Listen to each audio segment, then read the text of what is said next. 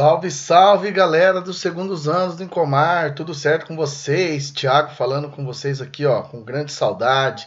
A gente não vê a hora aí de ver vocês, de estar junto na sala de aula, mas por enquanto vamos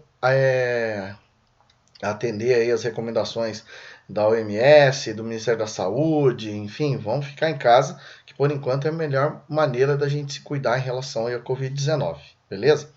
Nós vamos dar sequência, a gente vai continuar falando sobre os assuntos que estamos já vendo em história.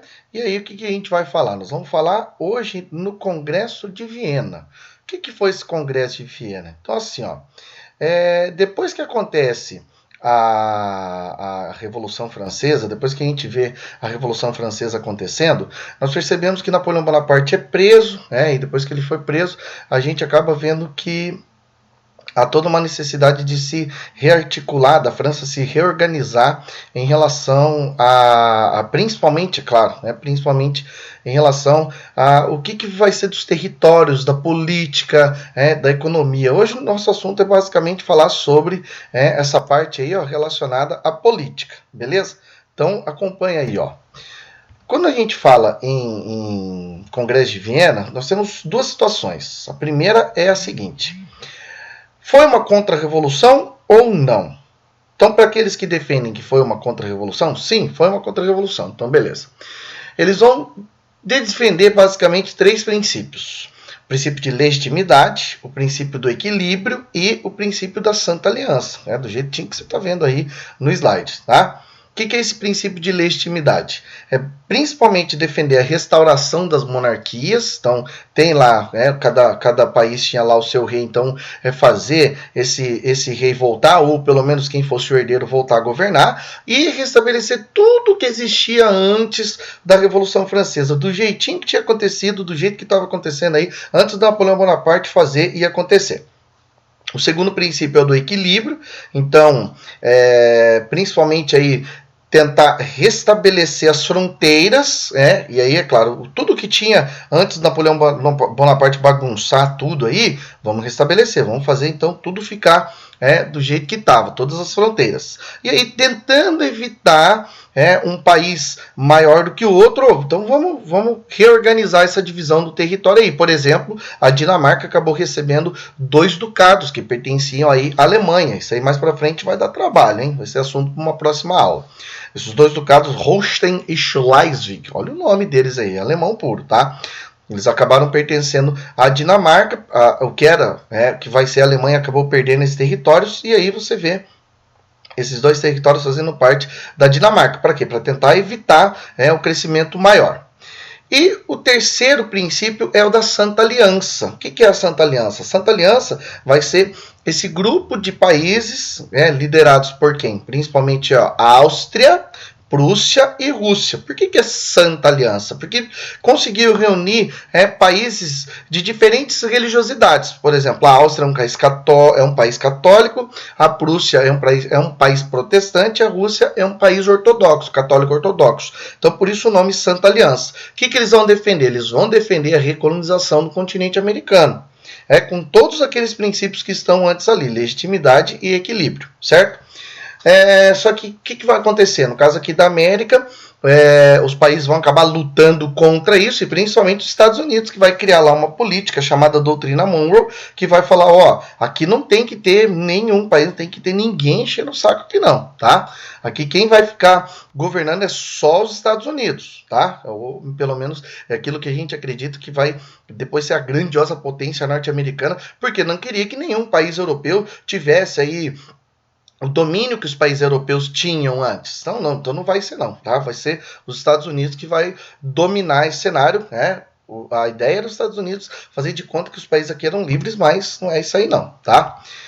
E para aqueles que defendem que não foi uma contra-revolução, então o Congresso de Viena vai dar algumas permissões, como por exemplo, vai permitir a elaboração de constituições próprias. Olha que maravilha! Então cada país vai poder construir, vai poder elaborar a sua própria constituição, e a partir do momento que fosse feita essa Constituição, o rei deveria seguir, sem sombra de dúvidas, deveria seguir à risca, inclusive, tá?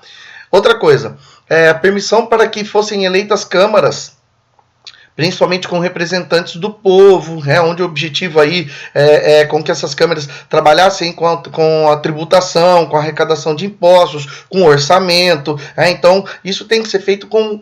Quem que tem que fazer isso aí? Quem deve fazer isso aí, principalmente, os políticos de cada território, beleza? E também a igualdade jurídica e a ascensão por mérito. É o que vai ser garantido aí por essas medidas que entendem que o Congresso de Viena não foi contra-revolucionário, tá?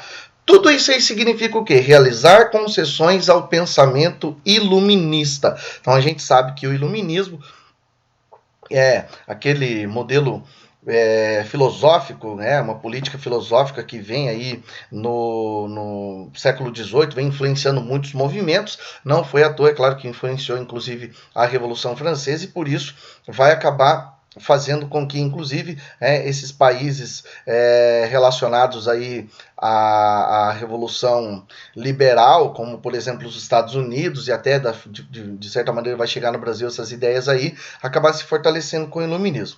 Eu quero que vocês prestem atenção aqui, que eu coloquei uma questãozinha só para a gente analisar, depois vocês podem olhar na apostila de vocês aí na página 131, é o exercício 3, tá? É aquele da Fundação Getúlio Vargas. Ele fala assim, os soberanos do antigo regime venceram Napoleão, em quem eles viam o herdeiro da Revolução e a escolha de Viena para a realização do Congresso.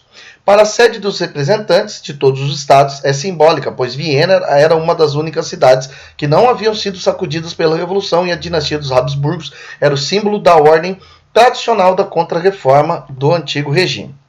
Com base no texto e nos conhecimentos históricos sobre o assunto, é correto afirmar que, letra A, tornou-se a mais importante referência da vitória do liberalismo na Europa, na medida em que defendia a legitimidade de todas as dinastias que aceitavam a limitação dos seus poderes. Não, eles não vão aceitar a limitação dos seus poderes. Até permitiram, é claro, que constituições fossem feitas, mas se mantendo no poder acima de tudo.